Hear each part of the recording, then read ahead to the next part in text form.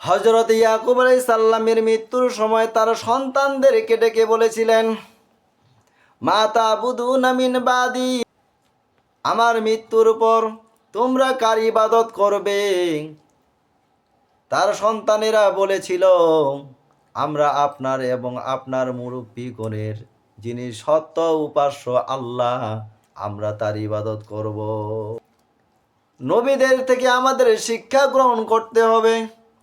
আমরা আমাদের সন্তানদেরকে সব সময়ের জন্য নসিহত করব, শুনে নাও ও আমার সন্তানেরা, তোমরা যতদিন বেঁচে থাকবে একমাত্র আল্লাহর ইবাদত করবে, তার সাথে কাউকে শিরিক করবে না, নবী মুহাম্মদ সাল্লাল্লাহু আলাইহি সাল্লামের আনুগত্য করবে, সর্বদা সত্য কথা বলবে, সৎ পথে চলবে, মিথ্যা কথা বলবে না, চুরি ডাকাতি করবে না, 5 ওয়াক্ত নামাজ জামাতের সহিত আদায় করবে।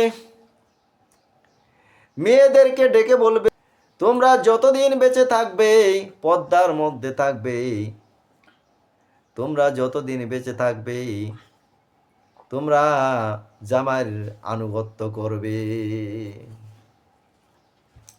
এইভাবে যদি সন্তানদেরকে নসিহত করতে পারেন, তাহলে আপনি মারা যাবেন, আপনার আমল নামায় সেই সওয়াব যাইতেই থাকবে।